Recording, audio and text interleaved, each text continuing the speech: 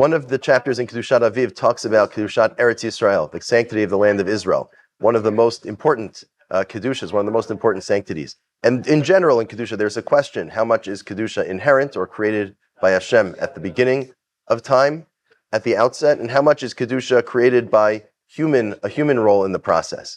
And this comes up in several places in Kedushat Eretz Yisrael. We're going to focus on one subset, one specific case, one category where this question comes up, the category of bias kulchem.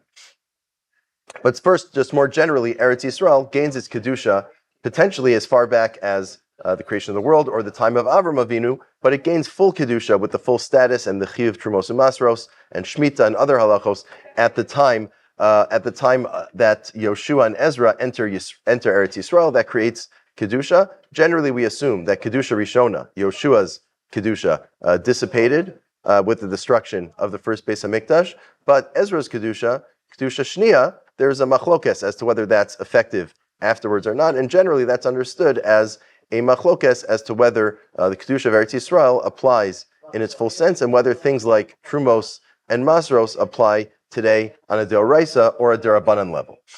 The Gemara in Ksubos, Daf Kaf Hey, complicates this a bit. The Gemara says that even if Truma is Deoraisa, Chala might be Derabanan, because there's a need for bias kulchem. The Torah, talking about Chala, says Bivachem, when you enter Eretz Yisrael, and that means that the entire Klal Yisrael needs to enter Eretz Yisrael for Chala to be applicable, not just 2 or 3 people, but the entire Klal Yisrael. And we know when Ezra entered Eretz Yisrael, there was no bias kulchem. It wasn't the entire Jewish people, presumably not even the majority, and therefore we lack bias kulchem, and therefore Chala would be derabanan. There's actually a machlokes how to understand this among the Rishonim. Some Rishonim say this is a special din in Chala, and there's a difference between Chala and Truma, but the Rambam, interestingly, applies the category of bias kulchem to not only Chala, but to Truma as well, which sounds, it's a little tricky to read into the Gemara, but the way the Rambam understands it, as is explained by various Mefarshim, is that there are 2 separate dinim here.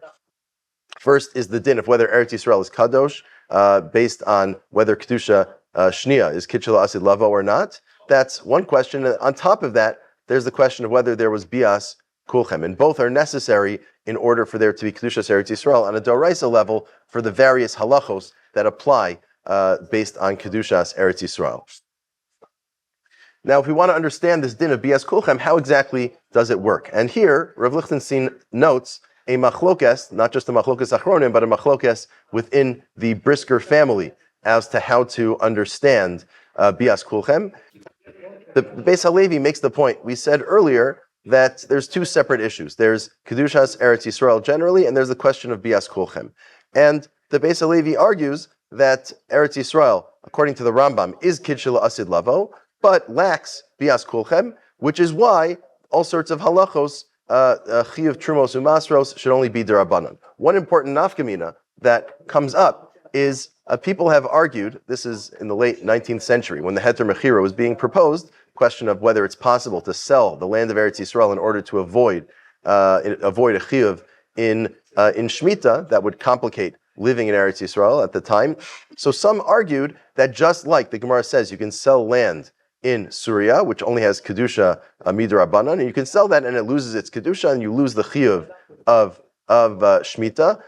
Similarly, you can do the same thing with Eretz Yisrael itself, because lacking bias kulchem, it doesn't have the full Kedusha. So you compare Eretz Yisrael without bias kulchem to Surya, which only had the partial derabanan Kedusha in the first place. But the Beis HaLevi says, no, that's not properly understanding how bias kulchem works. Because the way the Beis HaLevi understands bias kulchem, actually, bias kulchem, Eretz Yisrael has the full Kedusha, Kid Shala Asid Lavo. Bias kulchem is a detail, and it doesn't remove the Kedusha fully, and even though the Chiyuv is only derabanan, it's not comparable to what we have in Syria, and selling Eretz Yisrael nowadays, even though the rule of bias kulchem means it's only a chiyuv derabanan, selling Eretz Yisrael nowadays would not work. And this was an argument that he made against the Heter Mechira. Interestingly, Reb Chaim, the Beis HaLevi's son, has a somewhat different approach to this. And he writes in Trumos, Parak Aleph, Halacha Yud of the Rambam, he writes, comparing 2 different dinim of Shemitah. There's a rule of Kol Yoshvei Aleha, that a Shemitah only applies in a situation where all of Klal Yisrael is there, and the rule of Bias Kulchem, which applies to Chala, possibly also to Truma, as we said for the Rambam. And if you apply it to Truma, you presumably apply it to other halachos, mitzvos atliyos ba'aretz, including Shemitah, as we just said. So Reb Chaim wants to distinguish between two different rules that apply to Shemitah. On the one hand, Kol Yoshveha Aleha. On the other hand, Bias Kulchem. The rule of Kol Yoshveha Aleha, he says, is a din in people. And he writes, I'll read the quote, Kol Yoshveha Eina Ptura Be'etzem HaKarka, Shehi Mufkas Midin Yovel. V'rak Tahavi Ptura Be'kiyum HaYovel. So you could translate as follows, that the din of Kol Yoshveha Aleha doesn't pater the land b'chefza. It's just a p'tur gavra. These certain halachos of Shemitah and Yovel don't apply. By contrast, he says, Mashe Enkein Hachta Bias Kulchem Hu Ptura Be'etzem HaKarka. Bias Kulchem is actually a p'tur in the chefza of the land. The land of Eretz Yisrael lacks Kedusha in some sense because you lacked Bias Kulchem. And actually, Rav Lichtenstein notes, he says he heard this from the Rav, his father-in-law, who had heard it from Reb Chaim and from the family, that Reb Chaim didn't want to explicitly argue on the Beis HaLevi on a practical matter, but actually Reb Chaim rejected the Beis HaLevi's argument. The Beis HaLevi had distinguished between Surya, which is D'Rabbanan because it lacks the full Kedusha, and Eretz Yisrael nowadays without Bias Kulchem, which is D'Rabbanan. He said they're D'Rabbanan for two different reasons, and you can't carry over the argument.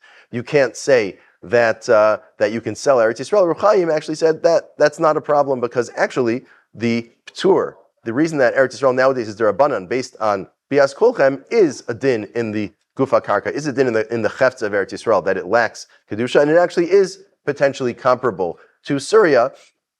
And for that reason, we might make that comparison, and that would be an argument for allowing heter mechira. Not to say that briskers are in favor of heter mechira. Famously, they are not. But at least in terms of this argument of the Beis HaLevi, Rav Lichtenstein tells us that Reb Chaim, based on his lumdus, that Bias Kulchem is a din in the chefza, is lack in the kedusha of Eretz Yisrael. Reb Chaim would disagree with the Beis HaLevi on this point.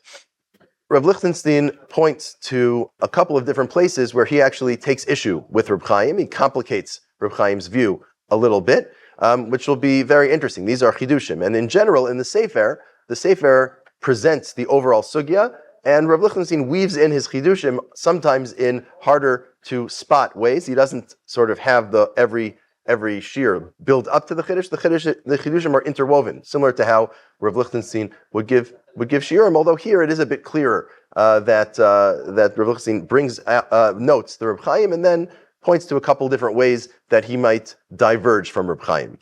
The first is this question of is Bias Kulchem reversible? The way Reb Chaim understands Bias Kulchem, it's really all about the moment of entering Eretz Yisrael. When Ezra led Klal Yisrael to re-enter Eretz Yisrael, was that Bias Kulchem or not? Was that the majority that returned, or the entire Klal Yisrael that returned, or not? And according to Reb Chaim, if it was not Bias Kulchem, you can't reverse that. Even if at some later point in time, the majority of Klal Yisrael would end up in Eretz Yisrael, it still wouldn't be Bias Kulchem. And the flip side, in theory, if Ezra had come with the majority of Klal Yisrael, that would be Bias Kulchem. And even if people over time left and you ended up with a minority of Klal Yisrael in Eretz Yisrael, it would still have a din of Bias Kulchem, the full status. Rav Lichtenstein says you can take issue with that, and this ends up being both a chumrah and a kula, so to speak. Meaning, just because Bias Kulchem is a din in the chefza of the land, Rav Lichtenstein agrees with Reb Chaim on that, but it still could be variable. It still could change over time. And Rav Lichtenstein suggests the possibility that Bias Kulchem takes effect when Ezra enters Eretz Yisrael, and can change if Ezra entered with less than Bias Kulchem, but later Bias Kulchem is achieved, more people move to Eretz Yisrael, then you would change the halacha. The halacha it would become a din deoraisa. And the flip side, if theoretically Ezra had come with all of Klal Yisrael and then they had left, you would lose the status. So it's more of a matching between the reality of people living in Eretz Yisrael and the status of the Kedusha of Eretz Yisrael based on Bias Kulchem. And one other place where Rav Lichtenstein raises a question that Reb Chaim did not is the question of who else is in Eretz Yisrael. Because the question of Bias Kulchem, the way it's generally discussed, Reb Chaim and really all other sources focus on Bias Kulchem as, is it a the entire Klal Yisrael / the majority, Rubo Kikulo of Klal Yisrael that's there or not? Or is it the minority of Klal Yisrael? But generally, there's less discussion or almost no discussion of who else is in Eretz Yisrael. Is Klal Yisrael that came to Eretz Yisrael the majority of the people in the land? Right? Not the question of is it Rov Klal Yisrael, but is it Rov of the people in Eretz Yisrael that are Jewish or not? And Rav Lichtenstein raises the question. He says, what if, imagine a world where you had a minority of Klal Yisrael who were in Eretz Yisrael. It was they were the minority population in Eretz Yisrael, and there was a larger group that was there. Even if it was the majority of Klal Yisrael, but it was a minority in the land, would you still say Bias Kulchem? Maybe Bias Kulchem isn't just about being the majority of Klal Yisrael, but it's actually about being the majority presence in the land. And he says, Lichora davar talui b'midat hazika shebein ba'alut v'shaychut levein kedushata shel haaretz. It depends on the question of the relationship between connection to the land and control of the land and sanctity of the land. To what extent is Eretz Yisrael and its kedusha tied to the Bnei Yisrael, the Jewish people, having a certain element of control in the land? And in this sense, both of these points, both the question of whether Bias Kulchem can change over time, can be achieved later or be lost, and the question of other populations in Eretz Yisrael, this we see a more practical version of Reb Chaim's view. For Reb Chaim, it was almost a technical din. Do you qualify for Bias Kulchem at the point in time that determines or not? All or nothing,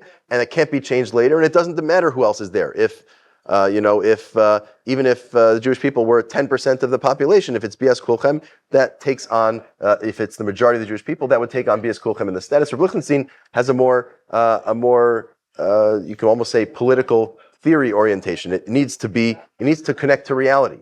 Whether the suggestion that Bnei Yisrael actually control Eretz Yisrael and not be a minority there, that might be a requirement for Bias Kulchem, as well as the question of it changing over time. Both of these indicate that it's about reality on the ground, and it ties into questions of political theory. We know from Rav Lichtenstein's machshava that part of what he writes about the importance of being in Eretz Yisrael is not just the kedusha of Eretz Yisrael, the mitzvah of living there, the mitzvahs you can fulfill there, but also a certain contribution to the future of the Jewish people and to the future of the status of Eretz Yisrael by being there.